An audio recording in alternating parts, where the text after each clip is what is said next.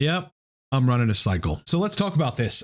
First, I would like to say that I have in my adult life been a runner for 14 years. I have 14 years of my adult life where I did running, that kind of cardio, which is very different, by the way, than the Stairmaster or the elliptical in terms of the intensity, the brain derived neurotrophic factor, the regulation of neurotransmitters, the upgrade in the vasculature and the vascular system in general, and the general health benefits. Interestingly, hanging out with an old friend who I love dearly, she got me into running again. And since then, I've been able to tolerate both higher levels of testosterone as well as higher levels of estradiol, which I find really fucking interesting. Obviously, upgrades in the vascular system, upgrades in cardiac function.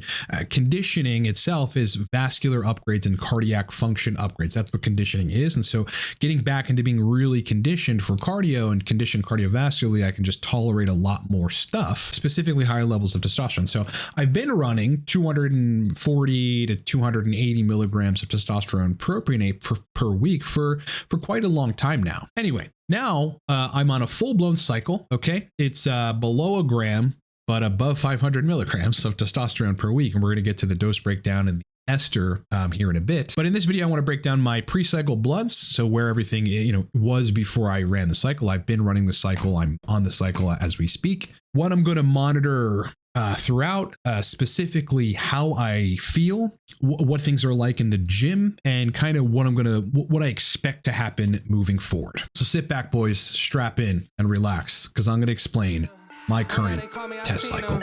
All of those times getting severed. I told them all I get let up. They get not tired of me never. Give me a shot and I swear I shoot like Berettas. Back and I'm better than ever. I think I got a vendetta. Oh, now they call me, I seen them. All of those times getting severed. I told them all I get let up. They get not tired of me. Before we get into the video, look, Cortex Labs is a performance optimization company for men. We do hormone consulting and make and manufacture 2 nootropic stacks. Right now, the Torque stack, one of them is buy one, get one free. We got 2 bottles here. You buy one, you'll literally get another bottle for free. The code for that is torquebogo, and the link is down in the description of this video. Go get a bottle while it's BOGO. Coaching, if you need to hire me for TRT protocol redesign, it's one of the most primary things I do and one of the most sought after people for redesigning and fixing people's TRT protocols for sexual optimization, for sexual dysfunction resolution, for libido, erectile function resolution, dopamine restoration, host of specialties. I've got one-on-one calls, and I've also got ongoing one-on-one packages, and you can hire me in under a minute at livecortex.com. So let's first talk about where I was before I decided to run a cycle. I was running 70 milligrams of testosterone propionate every other day with 25 milligrams of proviron every other day or every third day. It tended to, in 25 milligram doses every day, kind of give me some low estrogen symptoms in conjunction with prop, which in my opinion and in my experience aromatizes differently and a little less than longer esters, and then 250 IU every other day of HCG. Okay, so that's the protocol that I was on. Now, I'm going to run through some labs real quick. So these are pre-cycle labs. Then we will get to the cycle, the milligram amount, the ester, the injection frequency, and my experiences. But it's important to get labs so you have a benchmark, a starting point to see where your health is before running a testosterone cycle. So let's get into that. Number one, on 70 milligrams prop every other day, my total testosterone was 1,734 nanograms per deciliter. That was about 2-3 hours after the proposed peak based on the half-life and how I metabolize it. So I'd probably peaked around 2,000 or so, but between 1,700 and 2,000 is where I was on total testosterone. Estradiol was between 50 and 55 picograms per milliliter. I measured it twice, once at 49 and then the other at 55 picograms per milliliter with that same dose. Now the variations probably has to do with the proviron in the picture at that time. Liver enzymes, again, these are pre-cycle numbers. Liver enzymes, all in range. My liver, thankfully, I'm just very lucky. I don't drink alcohol, so maybe I'm not lucky. Maybe I'm deliberately have a healthy liver, but I don't drink ever these days. And so all the liver enzymes are perfectly in range. HDL in range, a little on the low side at 46. Okay, so we'll be looking at that as we get further into the cycle. LDL, a little bit above range at 104, but I consider that pretty goddamn good considering some of the numbers that I've seen. I think my LDL, interestingly, has trended lower in the last 4 or 5 months with higher doses of testosterone. And the only way that I can explain that is me back doing cardio, running specifically. Fasting glucose was clocked at 84. I've never had a problem with glucose ever. Ever. It's always been in a very, very good range. I also don't eat substantially high glycemic index carbs. I do, but not substantial amounts and not a lot. EGFR, this is an important one. This is a primary measure of kidney function, was at 101. Okay, so I've got a perfectly functional kidney, which is, it's nice to know that going into a testosterone cycle. Hematocrit clocked in at 43.3. Again, if you've been watching some of our content, that's down from 49 or so, high 48, went down to 42. It was pre-cycle now sitting at 43.3. I attribute that to a 3-week run of 700 milligrams a day of Naringen, as well as getting back to cardio. People that run every day actually have very low hematocrit. It's called sports anemia, but it's not a clinical problem. That is just an adaptation that takes place when you do a good degree of cardio. My blood pressure is 110. So this is pre-cycle, 110 over 75 resting. It would sometimes get to 110 over 65, 67 resting. And then if I was doing any type of work or if I stressed out in any capacity, it'd maybe get to 120 over 80, basically just normal. Potentially after eating, I'd bump it up, 125, 130 over 85 or whatever, then it just drop right back down. Okay. So again, cardio, being healthy, I don't drink, I don't smoke, I eat very well. Even on 1700 nanograms per deciliter total testosterone, which I was running before the cycle, my blood pressure is in a very good range. And then lastly, prolactin, kind of irrelevant at this point, 8.2 nanograms per milliliter. I'd been running some dopamine agents around that time, as that's why it's a little lower than my usual, which is about 12. Okay, let's talk about the cycle. First, though, I want to talk about the cycle that I tried to run. So, okay, my logic on this was prop aromatizes less. Maybe this will be useful. I tolerate prop a lot better than other esters. Let me just see. So let's talk about the total amount. Okay, so the total amount of my cycle currently, and what I tried to run for a brief period, is 560 milligrams a week of testosterone. Okay, now I tried that for a week and 6 days with testosterone propionate. Okay, so what I tried, which ultimately failed and moved me on to the current Ester and the current protocol, which is working really well, is I tried 80 milligram injections of testosterone propionate, so 560 a week, every day. That was injected intramuscularly with a 5/8 inch needle right in the glute. Now, the problem I had with prop, running a cycle of prop, is number one, my libido kind of took a nosedive. Now, I have a bunch of theories on why that happened. I think the milieu of testosterone, because prop shoots it up very quickly, was a little too high for what I personally could aromatize. These days on higher doses of testosterone, for sure, I need peaks of estradiol in order for libido to be in a prime place. So yeah, I just think that it's possible I went substantially over in estradiol, in that first week. I didn't run bloods in that first week and 6 days, but it's more likely that I could not aromatize enough, and I probably wouldn't have wanted to with the milieu of testosterone, with test prop. It shoots up very high, very quickly. If you go plot that out, you'll see that prop peaks significantly. Libido was a little lackluster, noticeably lackluster. Erections on 560 of prop a week were fucking crazy. So that was an odd thing, that erections were nuts, but I really didn't have any desire to have sex at all, masturbate or anything. I was just kind of not interested, but my erections were fucking crazy. So I found that pretty interesting. And then lastly, on running prop, just this attempted cycle, 560 a week. The hair loss was actually very significant. Again, I must have been peaking very, very high on DHT and free testosterone specifically, which plays a large role in miniaturizing the hair follicles and really kind of targeting that hair that you have up there. So yeah, I just noticed rapid hair loss, which I'm now trying to recover from the best I can. It might even continue now that I'm still on a cycle of testosterone, which I guess at this point, let's get to that. All right, so the current cycle, 560 milligrams a week of testosterone. I am splitting that up into daily injections of 80 milligrams a day. I am running testosterone and enthate, and I am injecting that subcutaneously. And the reason that I'm doing this is, number one, to avoid side effects. Okay.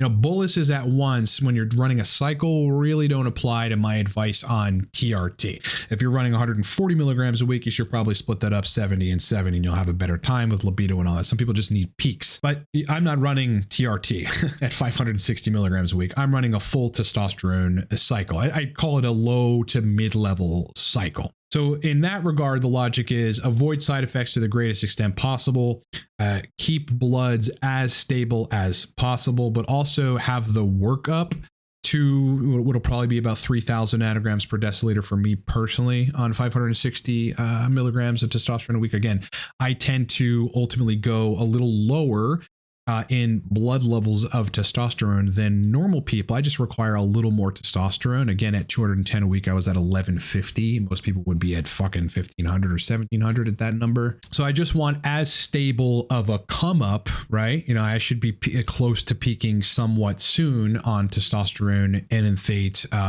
throughout this period. The reason I chose subcutaneous injections is because, again, I want a slow release of testosterone throughout each 80 milligram daily injection, right? I want that, throughout that day, I just want a pretty slow release of testosterone. I don't want that bolus or that quick peak that would come with an intramuscular injection, although I might feel really good, generally speaking, for health markers, etc. And for stability in mood, I just want a slow drip of that testosterone. Okay, so for those of you that know that I riff on micro injections, that's in the context of TRT. People running 20 milligrams a day and wondering why they're not having libido. You should probably be injecting more at once, and you'll probably have your libido and your erections back. But we're talking about a cycle which is completely out of that context and in a different context completely. So 560 milligrams a week, testosterone and enthate split up into daily sub-Q 80 milligram injections is where I'm at. What I will monitor, then we're going to get to how I feel. Let's get into that. First, what I'm going to monitor, lipids, obviously, okay?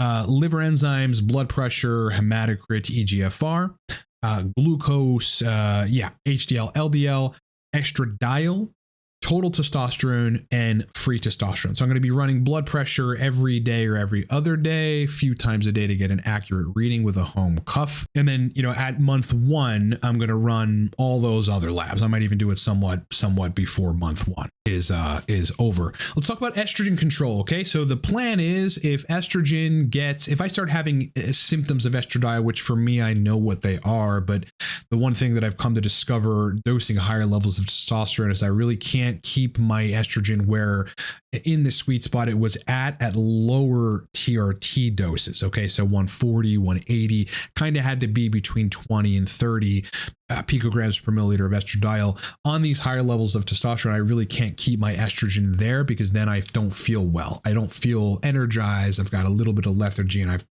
quite honestly, interestingly, have like low estrogen side effects, in addition to, again, kind of a loss of libido that is noticeable enough to where it's somewhat bothersome. So as of now, right now, I'm a week and a half into running testosterone and enthate 560 milligrams a week. I haven't touched estrogen at all, but in the event that I need to manage estradiol or get it down, I've got a 20 milliliter vial of Primo and enthate that I will be running as estrogen control rather than an AI. Okay, I don't want to knock estrogen down too fast, too significantly, because I fucking know that that's going to cause side effects. So rather than do that, I'm just going to run Primo, likely around 100 milligrams a week, and I'm probably going to split that up as well into either daily or every other day sub-Q injections. Let's talk about how I feel, okay? So number one, I at this stage, it's very early on. I haven't even really begun to put much mass on. I'm certainly stronger in the gym. I'm starting to notice that. I'll get to that in a second. But at this stage, I feel fine. I feel really good. I don't have sleep disruptions. Again, I think one of the driving points of that is cardio. Like a lot of people on 180 or 200 milligrams testosterone per week are going to have sleep disruptions and anxiety and all this sort of stuff. And historically, higher doses of long esters did that to me as well. But now that I'm running, I'm heavily influencing and modifying neurotransmitters. Okay. Both clearance, I believe I'm probably upregulating some clearance mechanisms of neurotransmitters, so they're not sticking around in some excessive quantity. I'm obviously upregulating brain-derived neurotrophic factor, which is very useful in this context via running. But I mean, cardio in general, exercise in general is a great way. I mean, it staves off depression, right? To balance neurotransmitters. So at nighttime on 560 milligrams a week of testosterone, I have zero problems going to sleep. I might feel a little energized still at 10, 10:30, maybe 11 p.m. as far as I stay up these days at night, but it doesn't matter. Like I turn on whatever I end up watching at night and then I'm just out. Okay. So zero problems in sleep, zero problems in sleep duration. I don't wake up in the middle of the night other than like to pee and that's it. Then I'm like right back to sleep. I feel basically the same. I might be sleeping a little bit better. Let's talk about sexual function. So interestingly, again, on the prop cycle that I ran for a brief period just to kind of preliminarily see if that would work for me, yeah, I lost libido to a noticeable extent. Interestingly, on the enanthate cycle so far, my libido's only gotten better. And that is probably because there's a better ratio of testosterone, DHT, and estradiol via, again, longer esters aromatizing a little more, at the very least, keeping more estrogen around steady state at the tissue level, which is definitely a different effect than a bolus at once or not enough at once or whatever. At the fifth injection, I think it was the fifth or sixth injection, okay, of 80 milligrams a day, I had basically like a priapism-like erection, and that the only thing I can really compare that to is my experiments with injectable vasodilators. It's a combination of 3 different drugs called Trimix. Okay, you inject that directly into cavernosal tissue in the junk, and it just induces a superficial erection that can last anywhere from 2 to 3 hours. I want to say it was day 5 of the 80 milligram injections of testosterone enanthate.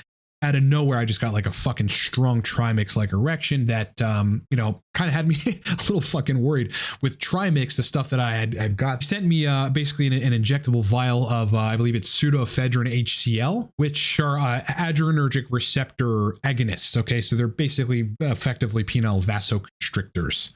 So for a second there, I was like, am I gonna have to fucking inject that shit? I mean, the erection on and off was like an hour and some change. So I found that really interesting. And since then, nocturnal erections, morning erections that last through pissing in the morning, it's kind of getting a little bit ridiculous at this point. That might change, who knows, as the estradiol milieu, again, continues to creep upward. I'm going to continue monitoring all these things. But for right now, both the libido and the erections are strongly intact. Let's talk about the gym. Now, look, I'm only, again, in total, three weeks and a few days on 560 milligrams of test, again, half with prop, and then now running what'll be the cycle ongoing of testosterone enanthate. I'm not really noticing a whole lot of extra mass, maybe on my biceps.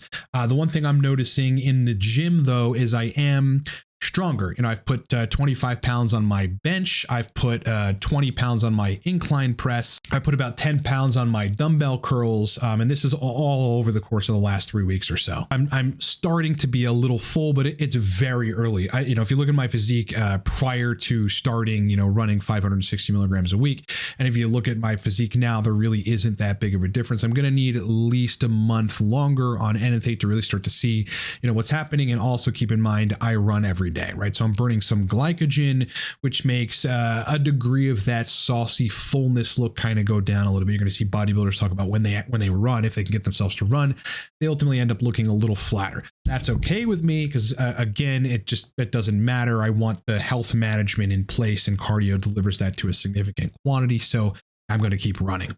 What I expect to happen is I expect to ultimately in the next few weeks fill out a lot more. I expect to continue getting stronger in the gym. So every day that I go to the gym, I'm stronger. I'm stronger than the day before. I'm recovering a hell of a lot fucking faster. I'm generally more, it's just, I take less breaks between sets. I just feel like I have the reserve to lift more weights. The one thing I noticed in the middle of sets is that my pump is like fucking insane. I wish I had a picture of my actual pump, but my pump in the middle of sets is like fucking crazy. I haven't really noticed any significant acne increases. This patch of acne on my arm was actually from a 200 milliliter shot of Cypionate that I had to run last month for a trip or so. This is right before I got on cycle. There is acne kind of in the middle of my back that's starting to sprout up, and that was really kind of there when I was running 270 a prop.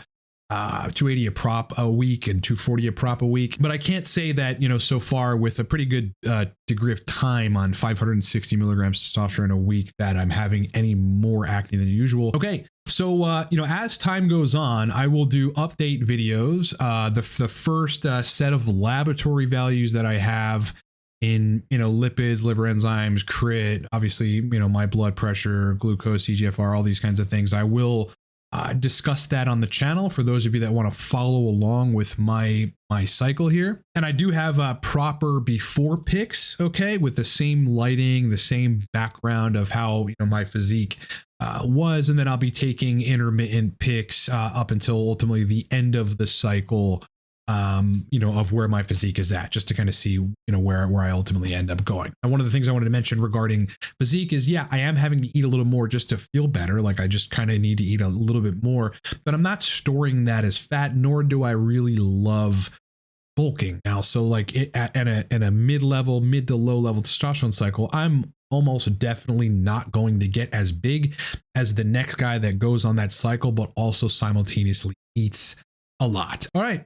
boys, so that's the full breakdown. Running a test cycle of test NFA, having a good time, feeling fucking great, sleeping great, rock hard erections, libido is fucking crazy. Everything's pretty good at this point. Lifts are great. I'm very strong in the gym. My pumps are insane. I'm just starting to kind of see physically, what's happening there, but I need to give that some more time. And as we progress into the cycle, I will keep you guys posted. And I also really don't know how long I'm going to run the cycle, probably 2 months, maybe 3 months. We're just going to see. But through all of this, I'll keep you guys posted on videos exclusive to the topic of my current test cycle. All right, look, if you need to hire me for TRT protocol redesign, I mean, that's really where I get the bulk of my consults. People on TRT really having a difficult time dialing in, whether it's estradiol or it's libido, erections, side effects, etc. I've seen everything in the book. I can dial you in relatively quickly. I kind of know what to do in what situations. So you can hire me for a TRT protocol redesign at livecortex.com. I also have one-on-one larger scale packages where over the course of a month, 3 months, 6 months, or 1 year, you're working direct with me on full-on protocol designed for everything, not just TRT, not just libido, but dopamine, nootropics, basically whatever you want. And you can hire me in under a minute at livecortex.com. Again, Torque Stack, buy one, get one free. Can't get a better deal than that. We run these 3 times a year, so please go buy a bottle, support the channel. This is a nootropic stack that I built. It's very fucking powerful, boys. All right, people are going to realize they don't need to take Adderall, modafinil, or anything if you have Torque. And if you want to prove that to yourself, this is the best time to buy it. Buy one, get one free. Code for that is torquebogo. You can find the code and link down in the description of this video. All right, brother, it's been an absolute pleasure hanging out with you.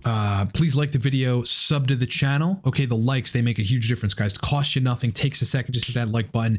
It really matters to our back end metrics, as well as how much YouTube shows our channel out to other people. We're really doing an aggressive push after having been banned 5 times historically. I hope you have a great day. Hope you enjoy the rest of your week. Much more content coming soon. Live stream this Saturday, 9 a.m. Eastern time, so look forward to that. And otherwise, boys, I'll talk to you on the next one.